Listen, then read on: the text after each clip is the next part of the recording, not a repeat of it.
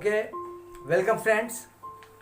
Today I am going to discuss the drama Arms and the Man, which is prescribed in the syllabus of pre-second year.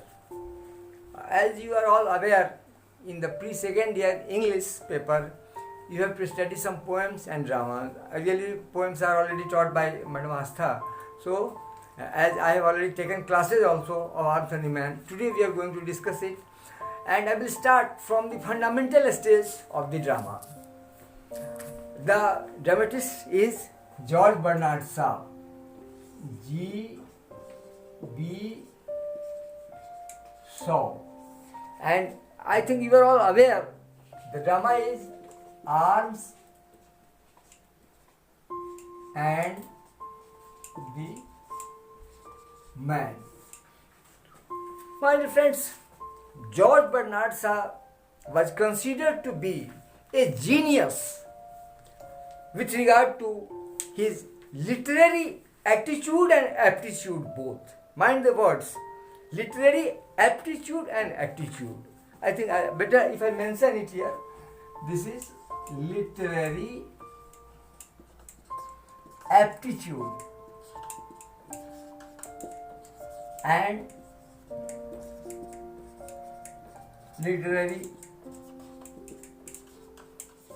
attitude. So, when we talk of this drama Arms and the Man, and the topic which I am going to discuss today is theme of the drama.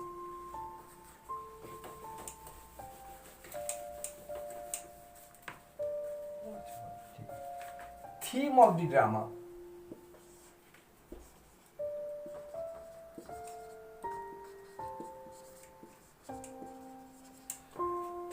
George Bernard Shaw was considered to be genius because he found out humor under the conditions which used to be full of crisis. George Bernard Shaw, despite being an anti-romantic dramatist, created and narrated the romantic circumstances in such a way that for a while he captured the attention of the readers, and he still captures the attention of the readers. But this sense of humor under the conditions of crisis are the specialties of George Bernard Shaw. This drama Arms and the Man, basically two themes, two factors were based, which are considered to be the theme of the drama. That is, first one is war, and the second is love, together with marriage.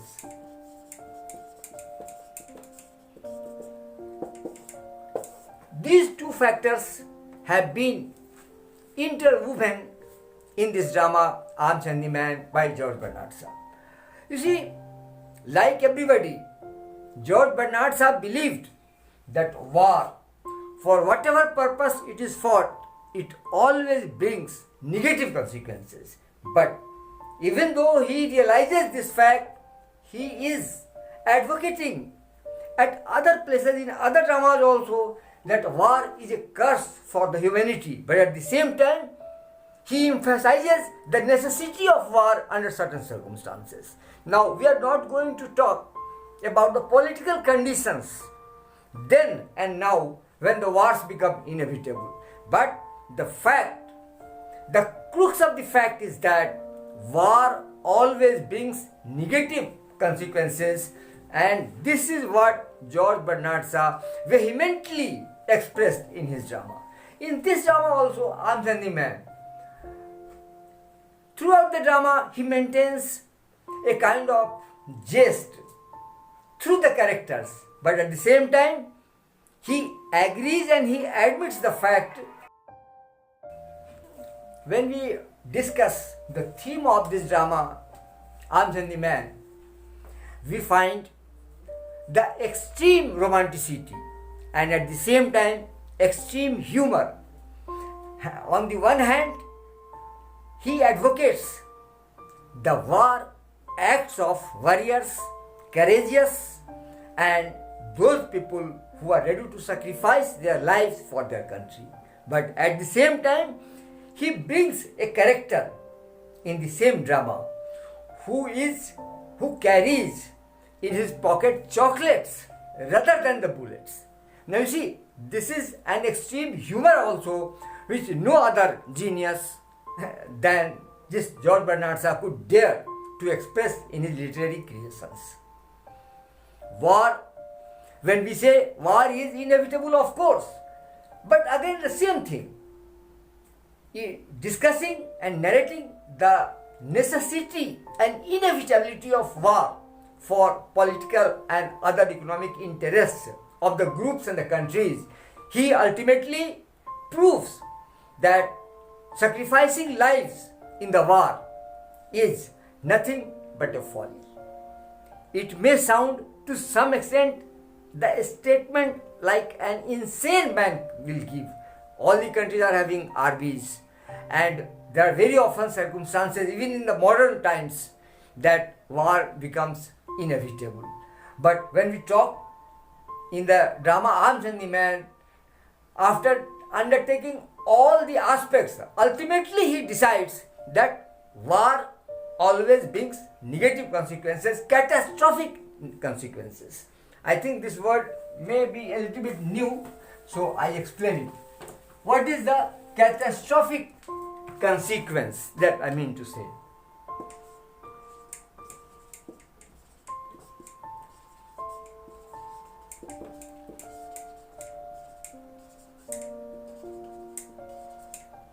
Catastrophic consequences.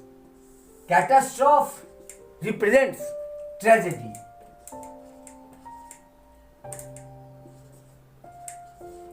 Catastrophe represents sorrow. Catastrophe represents pain, suffering, and agony. Whenever wars have taken place, whether it was First World War, Second World War, or the proxy wars thereafter, all the wars have brought negative consequences for the mankind. Another aspect, when we talk of love.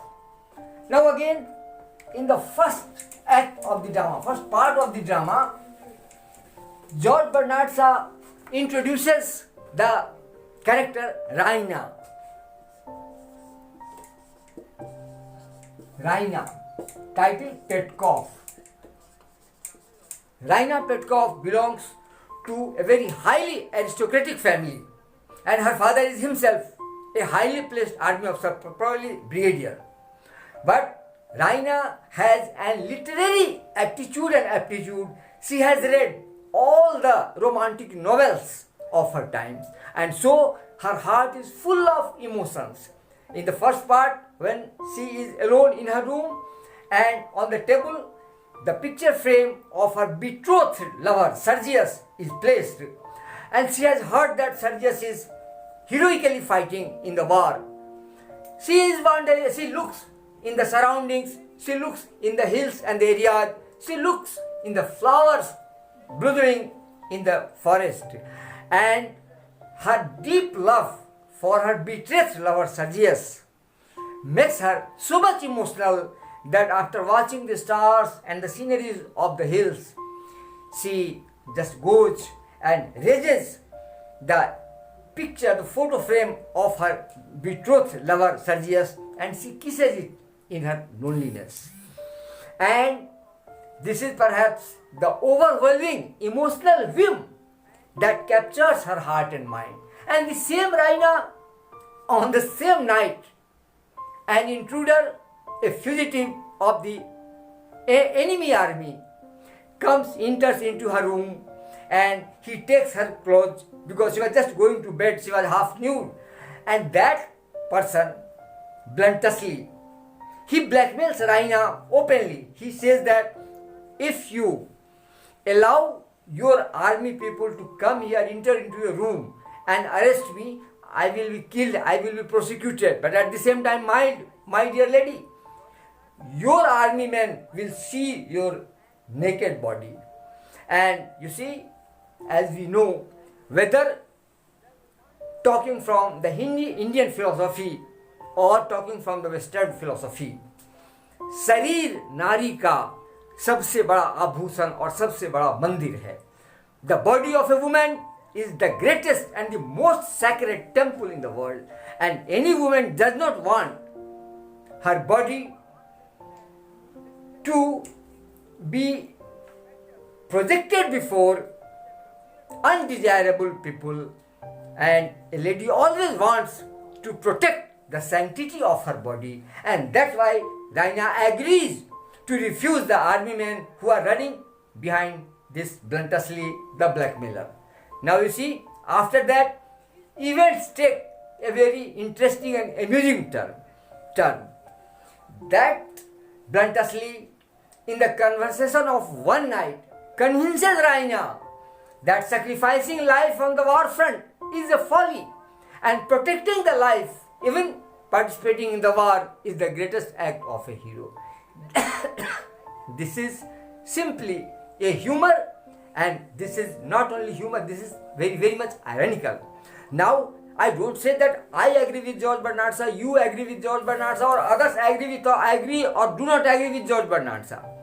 So we have not to give our opinion, it is simply what he wanted to convey through the drama. And he said that marriages were breaking because they were based on emotional women love, and that way he makes fun of this love. I think whether it is justified or not justified, I can't say, my dear friends, because love is something which is divine. Love is a godly virtue, in my opinion, my dear friends.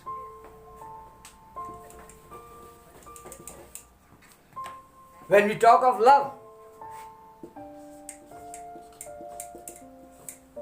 it is divine. It is a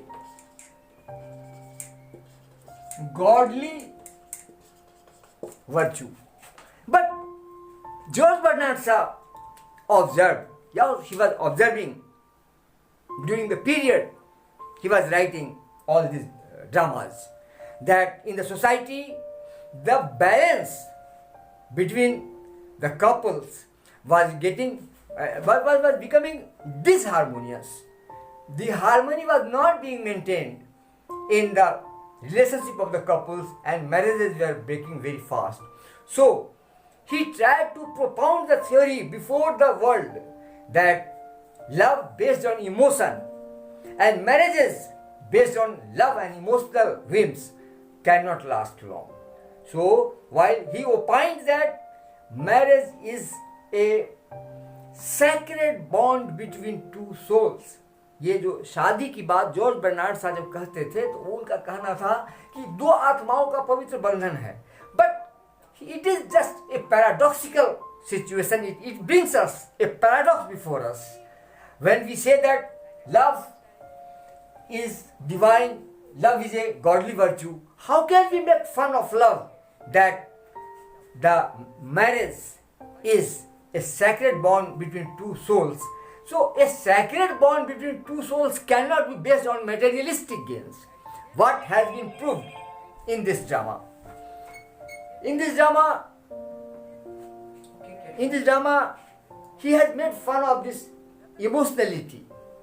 And Raina, the girl belonging to a very aristocratic family who has read all the literary books, she has sentiments, emotions in her heart, is emotionally overpowered by the arguments and logics given by bluntly the anti-hero who ultimately becomes the hero in the drama, that sacrificing life in the war is a folly. And this Raina, belonging to such an aristocratic family, well-read lady, she makes compromise in her life and she prefers to marry the man who is having sufficient wealth, who has hotels in Switzerland, who is wealthy. And there, this lady belonging to the aristocratic family, whose intellect is developed, who has read Byron, and such other literary great geniuses of the time, she takes the decision of marriage on the basis of the wealth and prosperity which is with Bluntschli, rather than Sergius, who was simply a war hero. And you see, the most peculiar and humorous aspect of this drama is that the hero becomes zero and the zero becomes hero. This is what we can just conclude in common words. Bluntschli, who is a mercenary कहते हैं ऐसे लोगों को जो केवल पैसे के लिए लड़ाई करते हैं, उनको आपसे कोई दुश्मनी नहीं है. So, friends, the main aspects of the drama which constitutes the theme of his drama is love and war. Now, we have discussed a lot on war, and I have been repeatedly mentioning his views that war always brings negative consequences, but war is inevitable. And as regards the love, again he has just given a very peculiar definition of love. That means he advocates in this drama that love, and ultimately the love which is converted into marriage, should be based on materialistic considerations and personal adjustments rather than a matter of divine love and the virtue of love. This is a blatant and brutal denial of the emotional aspect of love, the divinity of love. But I am nobody to criticize and use such words for such a great scholar as George Bernard Shaw. But it's a fact that George Bernard Shaw has tried and has just made it humorous that a lady belonging to the aristocratic family who is so deeply involved in emotional relationship with a man whose picture and frame she takes in his absence and kisses it, she finds in the hills, in the branches of the trees, in the flowers, her lover. And at the same time, she develops emotional entanglement with another man who advocates that wealth and materialistic achievements are far more important than sacrificing the life as a patriot. I think it's a very delicate aspect, and I should not dare to comment against the views of George Bernard Shaw, because his intention ultimately was to protect the life, to protect the conjugal life. He did not want frequent breaks in the marriages.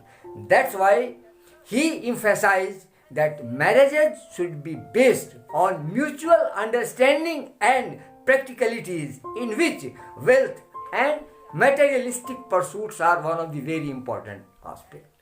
And as regards the emotional aspect of love, he was so critical that he shows the same man, Sergius, falling in love with the maidservant of this Raina. So both these characters, Raina, a well-read lady belonging to an aristocratic family, daughter of a very highly placed army officer, gets affected and is impressed by a blackmailer only because he has sufficient wealth, and his arguments suit her because she does not want to take the adventurous aspect of the life of a hero. She accepts the views and the logics presented by Bluntschli that marriages should be based on mutual understanding and practical considerations. This is what constitutes the theme of this drama, Arms and the Man. Wars are inevitable, but they always bring negative consequences. And at the same time, love. We still fail to realize the logic given by George Bernard Shaw, because love, well, we just see, remember Shakespeare, what he says. Love is not the love that alters when it alteration finds. Again, he says, lovers, lunatics and poets belong to a different fanciful world. So, a dramatist like Shakespeare, who rates the instinct of love so highly, and this instinct of love is completely denied by George Bernard Shaw, who says that love based on romanticity is a farce. Love based on emotions is a farce. So what is love? Love is simply a matter of adjustment, materially and otherwise. So this is what the theme of the drama is. Basically, to conclude, I would say love and war. And in both these cases, I don't say and I don't think and nor I advocate that we should 100% agree with George Bernard Shaw. But as the students of this drama, I'm still being a teacher, I'm a student and you are a student. You may develop your own logics and arguments. But this fact has to be taken into consideration that if there is no emotion, there is no emotional involvement between two individuals, there can be no sacrosanct relationship with them. So, it might have been the circumstances which compelled George Bernard Shaw to say that love is based on emotion is merely a folly and war always brings negative consequences, and the hero of the drama who enters with ill motive to protect his life, he blackmails the lady, and the same lady, despite belonging to such a great family, falls in love with him and agrees with him and ultimately decides to marry with him only because he has palatial and very wealthy hotels in Switzerland. She thinks that there is financial security and she kicks back that relationship which is based only on emotions. This is what George Bernard Shaw has tried to. He has several other aspects also. We find a kind of sense of humor throughout the drama. He has converted very serious moments into the moments that makes us laugh at the folly of the characters. But when we talk of the theme of the drama, but just we can conclude by saying that the theme of the drama is the love and war, and both. He had projected war as a vulgarity. He had projected love as something which must be rejected rather than accepted, and he has advocated throughout the drama that relationships of marriage should be based on materialistic considerations and mutual adjustments rather than on emotions and on divine love and the love which is considered to be the godly virtue in human being. I think this much is sufficient to discuss the theme of the drama. In the rest of the questions, we shall be having discussion over other aspects of this drama. Thank you.